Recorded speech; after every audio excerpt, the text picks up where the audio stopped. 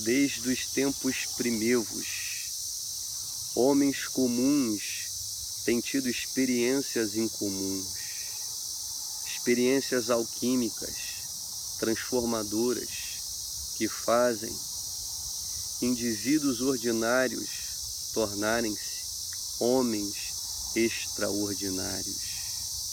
Pessoas antes entenebrecidas pela ignorância tornarem-se ensolaradas pela compreensão. Seres limitados que experienciaram em si mesmos o ilimitado.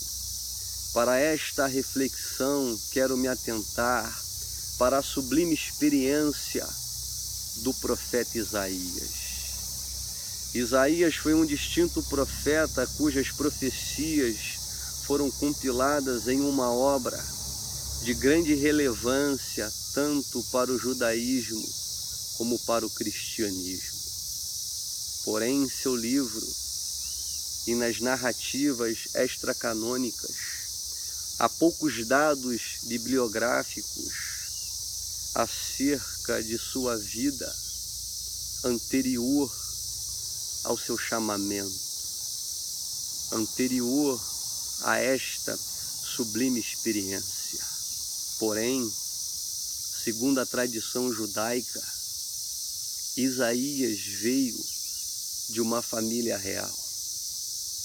É bem provável que o vazio, a vacuidade, o tédio existencial que visitou o jovem rico Mahavira e o príncipe Siddhartha Gautama tenha batido em sua porta, o levando a abdicar a realeza em prol do real. No livro apócrifo intitulado A Ascensão de Isaías, diz que Isaías, vendo a vã maneira de viver dos seus contemporâneos, observando o baixo nível de consciência, os mesmos submersos no lamaçal da iniquidade e da apostasia, ele sai de Jerusalém e vai para Belém de Judá.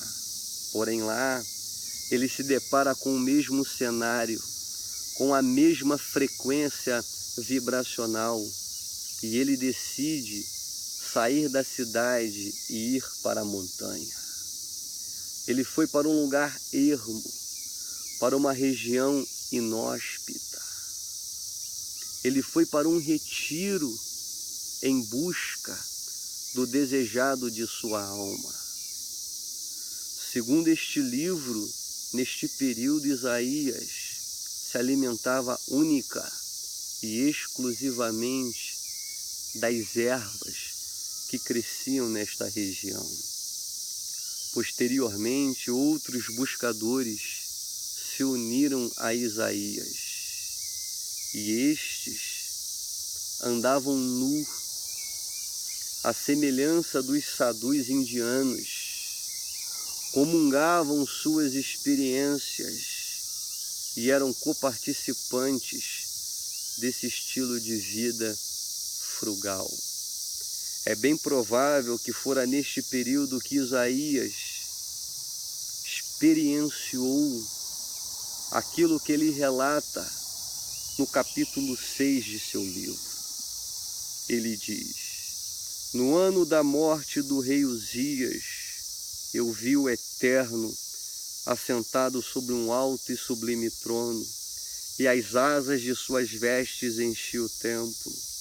Serafins estavam por cima dele. Cada um tinha 6 asas, com 2 cobria o rosto, com 2 cobria os seus pés e com 2 voavam. E clamavam uns para os outros, dizendo: Santo, Santo, Santo é o Senhor dos exércitos. Toda a terra está cheia da sua glória.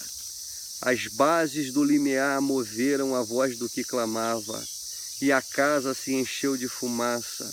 Então disse eu: Ai de mim, estou perdido, porque sou um homem de lábios impuros e habito no meio de um povo de impuros lábios, e os meus olhos viram o Rei, o Eterno, o Senhor dos Exércitos. Então um dos serafins voou para mim, trazendo na mão uma brasa viva, que tirara do altar com uma tenaz. Com a brasa tocou a minha boca, e disse: eis que ela tocou os teus lábios. A tua iniquidade foi tirada, e perdoado o teu pecado. Depois disto, ouvi a voz do Senhor que dizia: a quem enviarei? Quem há de ir por nós? Disse eu: eis-me aqui, envia-me a mim. Interessante é que esta experiência alegórica relatada por Isaías está repleta de conhecimentos velados, de pistas que precisam ser decodificadas e que passam desapercebidos aos olhos daquele que ler o texto em sua literalidade. O relato de Isaías é como um mapa da iluminação. Ele é por demais significativo e cada detalhe merece a devida atenção. Ele inicia o seu relato dizendo: no ano da morte do rei Uzias. Uzias foi um rei que assumiu o trono precocemente. Foi um rei poderoso, de grande notoriedade, mas que sob a indumentária real, ele escondia uma lepra. Publicamente, ele era poderoso, mas intimamente indefeso, e ele sucumbiu vítima deste flagelo. O rei Uzias simboliza o obstáculo da iluminação. O rei Uzias simboliza o ego, essa instância egóica, adornado pelos poderes atribuídos. Simboliza o eu inferior, ornado pelos títulos e por toda exterioridade que impressionam a visibilidade, mas que camufla a fragilidade. Interessante é que cada indivíduo possui um rei Uzias, um obstáculo. Por exemplo, o Uzias na vida de Siddhartha Gautama era o desejo. E não era um desejo superficial, ele almejava a iluminação. E por 6 anos peregrinou à procura dela.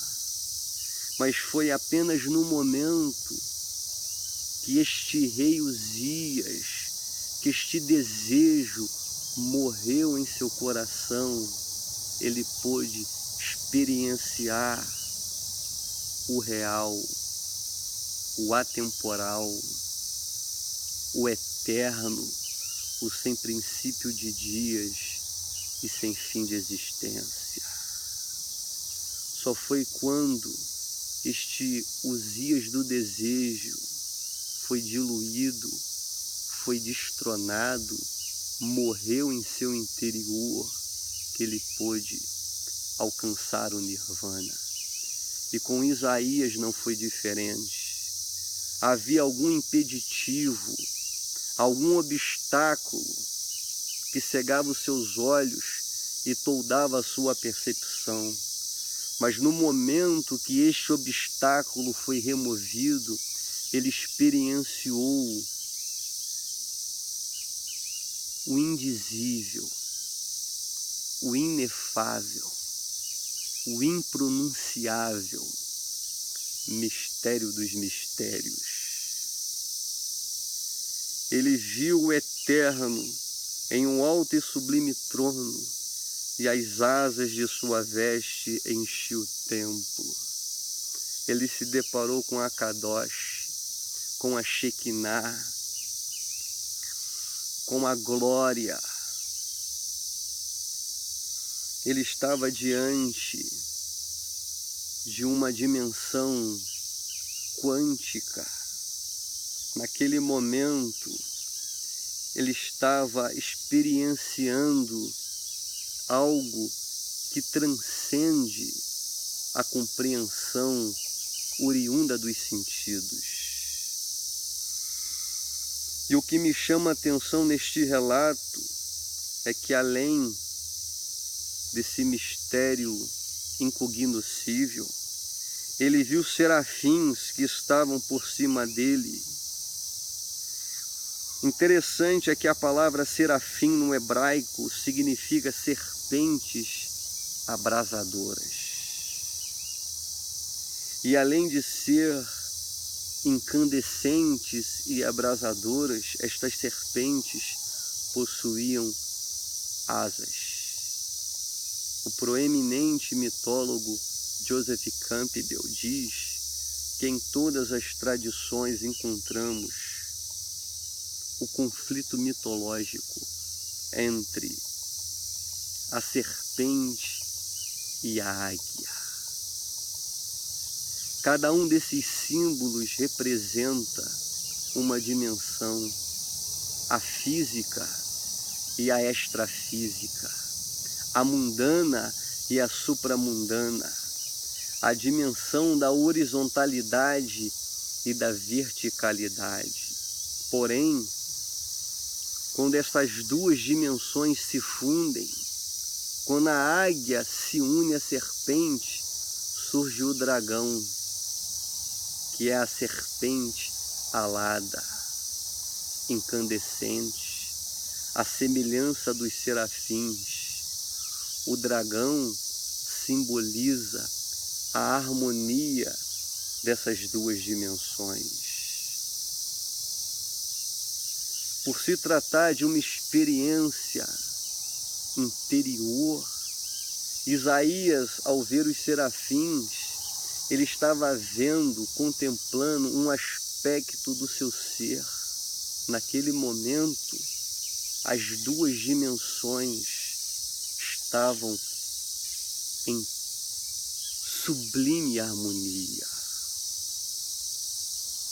O terreno e o divino, a horizontalidade e a verticalidade, a ordinariedade e a extraordinariedade se fundiram, tornaram-se unas. Interessante é que os serafins possuíam 6 asas, com 2 cobriam o rosto. Naquele momento, Isaías perdeu a sua persona, a sua identidade. O eu inferior fundiu-se ao eu superior. A gota caiu no oceano. Com as outras 2 asas, eles cobriam os pés. Pés, na tradição judaica, é a inclinação. Naquele momento, todas as tendências e inclinações do eu inferior, do ego, foram apagadas. E com outras 2 asas, eles voavam. Isaías estava imerso neste oceano de beatitude, desprovido de suas inclinações e ao mesmo tempo voando nas asas da eternidade. Outro aspecto interessante é que os serafins também representam a energia kundalínica. Se o reino dos céus, conforme Cristo informou-nos, é uma realidade que está dentro, todos esses mistérios que parecem fenômenos extracósmicos foi experienciado no íntimo do profeta. Os serafins assemelham-se ou representam a energia kundalínica que ascende por meio dos chakras. O livro apócrifo da Ascensão de Isaías diz que Isaías, nessa experiência, visitou o primeiro céu, posteriormente o segundo, o terceiro, o quarto, o quinto, até chegar ao sétimo, onde ele contemplou o trono do Eterno. Os 7 céus é uma referência aos 7 chakras. Neste 7º céu, onde ele viu serpentes abrasadoras, brasas incandescentes, tudo fumegava, é uma referência ao 7º chakra, pois dizem os místicos que no 6º chakra, o Ajna, que é o terceiro olho, quando se atinge esta dimensão, os olhos espirituais se abrem e a partir daí tudo se torna incandescente. E quando se atinge o 7º chakra, o 7º céu, o lótus dourado de 1000 pétalas, neste momento adentramos a dimensão nirvânica. Neste momento, o moksha, o jnana, a verdade é experienciada. Neste momento, tudo que dantes estava entenebrecido e obscurecido pela ignorância torna-se iluminado pela sagrada compreensão. Interessante que Isaías disse: ai de mim, estou perdido, porque sou um homem de lábios impuros, habito no meio de um povo de impuros lábios, e os meus olhos viram o Eterno. Então um dos serafins voou, trazendo na mão uma brasa viva que tirara do altar com uma tenaz, e com a brasa tocou-lhe a boca. E quando tocou-lhe, disse: eis que ela tocou os teus lábios, a tua iniquidade foi tirada e perdoado o teu pecado. Quando o homem se ilumina, automaticamente há o sepultamento do velho homem, da velha natureza, da primitiva consciência. As coisas velhas se passaram, eis que tudo se fez novo. O karma é interrompido. O homem sai da roda de Sansara. Ele passa a viver uma novidade de vida. E o interessante é que o caminho de Isaías não foi diferente dos outros iluminados, pois um ser iluminado terá grandes problemas com os não iluminados que estão à sua volta. Isaías ouviu no âmago do seu ser o chamado: a quem enviarei? E ele disse: envia-me a mim. E quando ele cumpre o seu chamado de comunicar aos homens esta experiência e lhes revelar a ignorância a qual estavam submersos, a maioria não compreendeu e perseguiu o profeta. A primeira coisa que lhe fizeram foram rotular Isaías de herege, pois Moisés anteriormente havia dito que ninguém que viu o Eterno sobreviveria. Mas Isaías dizia: eu vi o Eterno e permaneço vivo. Todos que degustaram esse néctar divino, este manjar celeste, que beberam deste santo graal, foram mal compreendidos. Sócrates foi envenenado, Mansur esquartejado, Cristo crucificado, Jordano Bruno queimado e Isaías foi cerrado ao meio.